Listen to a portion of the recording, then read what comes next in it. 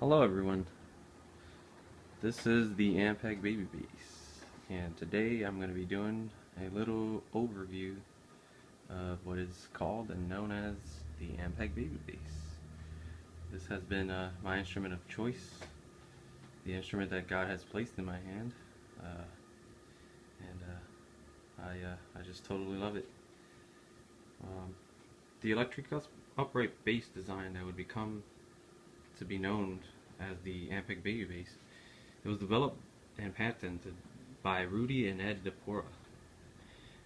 They were the inventors of the Zorkel Baby Bass back in the late 50s. Their model actually was made out of fiberglass, and the pickup system, which you see here on the Ampeg, was actually a little bit different. It had two bridges instead of just one, and they were originally not made of aluminum, in which this case the Ampeg Baby Bass has an aluminum bridge and not the double. On these Zorkel models it was two wood bridges instead of just one.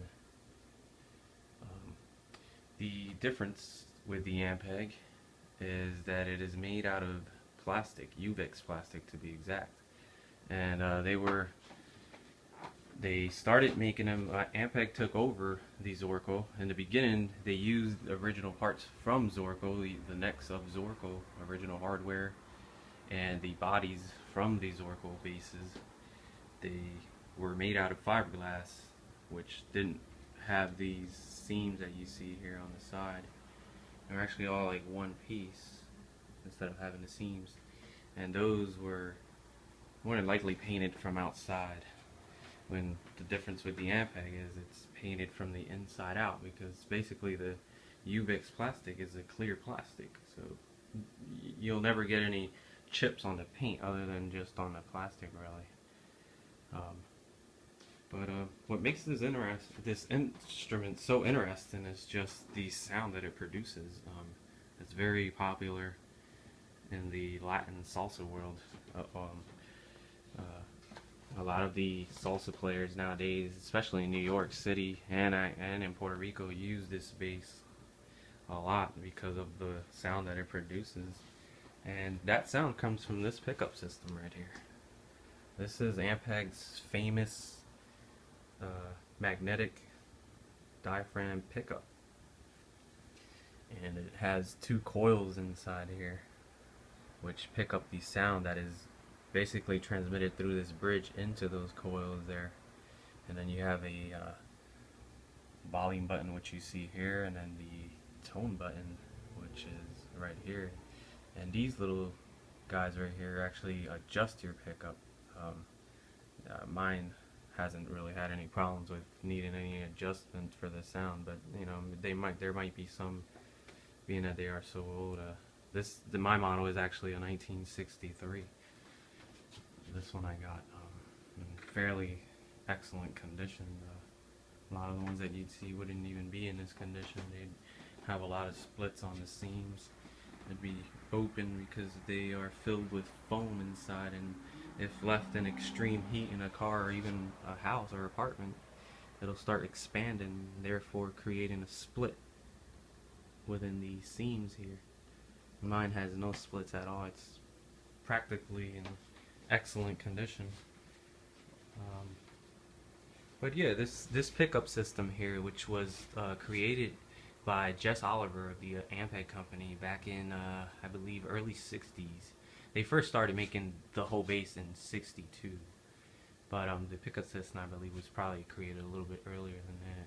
It was created by Jess Oliver. He was just a genius, to be exact, and he created this pickup system. And this pickup is able to produce a very percussive sound, which is very well liked in the salsa world because of its percussive sound. It has a real thumpy, dirty-ish sound to it. It sounds amazing. That's what makes it such an incredible sound and pickup. This bass in particular has the tailpiece. Some of the early ones didn't have the tailpiece.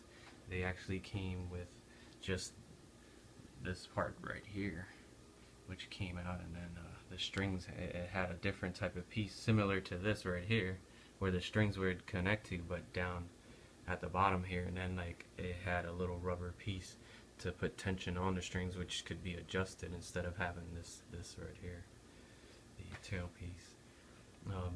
This particular model here has a serial number of 1222.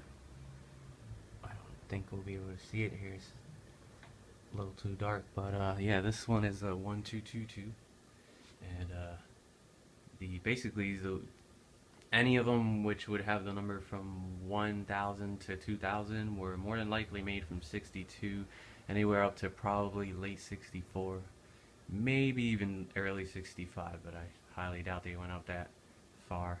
The later models had a serial number of 10,000 or more. Those were more late 60s and even up into early 70s. They were made up into 72, if I'm not mistaken.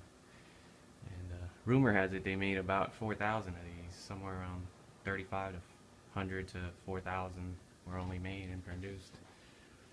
So I have one of the really early ones, but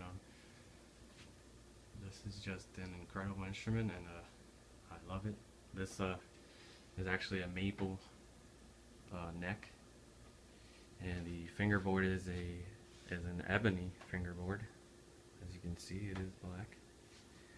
This one in particular, when I bought it, already had the position markers on it, dot markers, which helps you with your tuning a bit. Not to say that if you don't have the proper technique, it's not, even though they're there, you're not going to get the proper tuning if you're not using the right technique on it. Yeah, this is the instrument that I love, and I really appreciate it, and God has placed it in my hands, and it's just incredible. And this is basically the little overview that I wanted to do of it.